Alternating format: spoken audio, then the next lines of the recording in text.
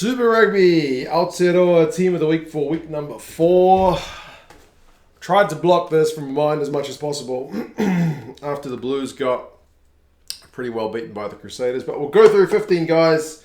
I'll try to get it done pretty quickly. I'm a wee bit time poor today, so I'm not going to put the stats up on the editing thingy. It's going to take me a wee bit of time, so I'll get this done without that, and hopefully in future I'll be able to at least show you the stats. But anyway, I'll read them out, and you guys let me know your thoughts. Props, I have gone with Angus Ta'avao from the Chiefs and Michael Alatoa from the Crusaders. So 2 tight heads. I cheated a wee bit. I didn't pick a loose head. Ta'avao, scrum time, a little bit under pressure at times, but overall I thought he showed his kind of All Blacks class to keep the Hurricanes guys at bay. 4 runs, 4 meters, 3 passes, kind of nothing hugely flash about his ball and hand stats.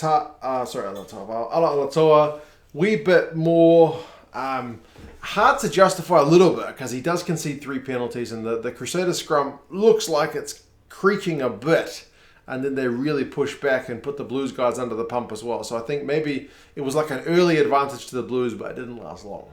So Alatoa finishes with 4 runs, 9 meters, 9 from 9 tackles, and like I said, 3 penalties conceded. Yeah. Hooker, I've gone with another Crusader. I could have gone with Tokiaho from the Chiefs because he was class as well, very dangerous, but I've gone with Taylor. He just looked, if you can excuse like a half swear word, he just looked pissed off at the Blues, man. He doesn't like the Blues at all, man, and he wanted to grind the Blues guys into the dirt. And he got a try. Got 3 runs for no meters, apparently. I don't know how that works. He has a pass, 13 from 13 tackles. Their line-out's operating like 84%, something pretty high. Overall, Taylor had a pretty good shift. And I know Eklund got 2 tries, but he also got yellow carded. He's been since suspended, and he could have maybe cost us the game a little bit with the judo flip on Reese. But anyway, Taylor, he wanted it. Locks, I've gone with, I keep picking him pretty much week after week. I've gone with Whitelock from the Crusaders and Coy from the Chiefs. Whitelock continues to turn back the clock. I mentioned in the preview of that Blues game, I think he was the only Crusader in that side who'd lost to the Blues in his Crusaders career. Not this week, man. 7 runs, 18 meters. He still loves the carry, gets a clean break and 5 passes, has an offload, makes 12 from 12 tackles, wins 5 line-out balls. Man, he is just still All Blacks everywhere. Arcoy, though, a young man, kind of the opposite end of the career spectrum compared to Sam Whitelock. He also has a pretty bloody good shift, doesn't he? He gets a try. He gets a try assist. He has 15 runs. He has, does that say 5 meters? That can't be right. 7 passes, 10 from 10 tackles. Maybe it was 5 meters. I think it actually was. 15 runs for 5 meters. So kind of a wee bit going into a brick wall, but if he gets a try anyway, it doesn't matter. And he has 2 line-out wins as well. So he was a bit of a unit. I think it might have been his locking partner that got a few of the more rung meters. Oh, bye. Lucy's, I've gone with another Crusader, if you can believe it. I've gone with Blackadder. Now, he did slip off a couple of tackles. When I say a couple, I mean 4. He gets 16 from 20 tackles, but he looks just still got that ticker about him, in terms of his work rate. 6 runs, 16 meters, 4 passes, a defender beaten, a clean break, 1 penalty conceded. Overall, man, like if he can stay fit, he's maybe a potential All Blacks prospect going forward. A Chief here and Sam Cane, and I keep picking him. Offensively, he had one of his better games. Like usually he makes 1,000,000 tackles, and that's much as I've got to say about him. But this week he does make his 13 from 13 tackles, pretty customary. Does concede 1 penalty, but also has 10 runs for 39 meters, which for any Lucy is pretty good return. 11 passes, 2 clean breaks, and 2 defenders beaten. So he has a bit of a shift as captain. When the Chiefs really needed it, he stood up to the plate. And lastly, his number 8, I've gone with Luke Jacobson. He has a pretty good shift, man. He ends up with a try, pretty crucial try it was. I think he got a real key turnover in that game as well to get the Chiefs out of jail. He has 8 runs for 8 meters, 9 passes, 9 from 9 tackles, 3 line-out wins. He does concede 1 turnover, but overall, he's having a pretty good game as well. Nice to see him play for more of the game. Like sometimes you see him in kind of fits and starts, but he had a proper shift in that one. Halfback, I've gone with former Blues man Bryn Hall. Could have gone with a few guys in this one as well. Ends up with a try assist. He has 1 run for 29 metres, which is a fantastic return. And 4 from 4 tackles. Overall, just drives that Crusaders pack around the park a wee bit. Yeah, I know the Blues could recruit at that position.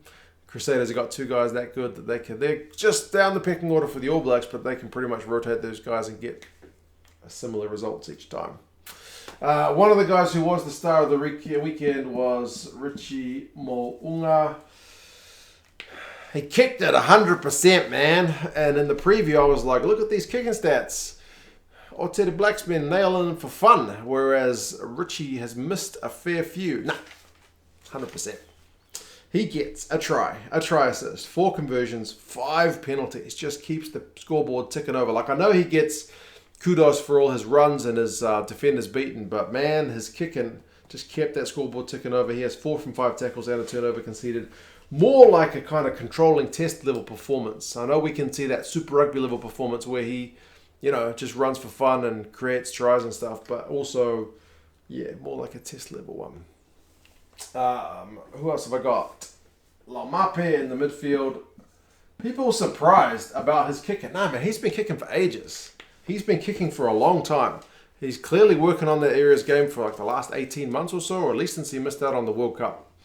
Yeah, he's been putting in a lot of kicks. And interestingly, you seem to be missing that kind of barnstorming running of his. I don't know. He was a little bit quiet towards the end of the game, but started off big hiss and a roar. 2 try assists, one of them a nice little cross kick. 10 runs, 69 metres is still very good. He's got the gas, but he only gets like 1 defender beaten, which is unusual for him. It's usually like 8. A clean break, 8 passes, 10 from 10 tackles, 1 penalty conceded. And his tackling is another thing. He used to be like a bunch of defenders beaten.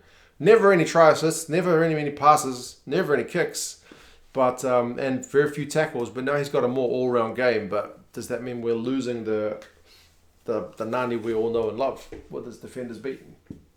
Another guy, a Crusader, I've gone with mulletless Goodhue.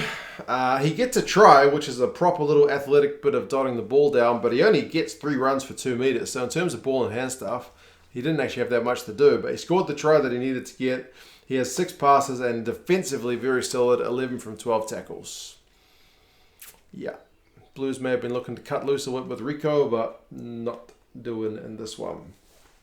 Outside backs, I've gone with another Hurricane, and he's appeared in the Team of the Week a few times, at least second time. Salisi Reasi. 2 tries for him, and he barely got any ball, so it's a pretty good return. He has 5 runs, 27 metres, a clean break, 2 defenders beaten, 4 passes, 1 offload, 12 from 13 tackles, another thing that probably gets forgotten, and 1 penalty conceded. He looks dangerous when he gets the ball. Compared to Julian Savia on the other wing, I think Reasi is the guy who's doing more damage thus far. Leicester, Fainga. Excuse handwriting, I'm going to the length of my arm's reach. Fainga Anuku.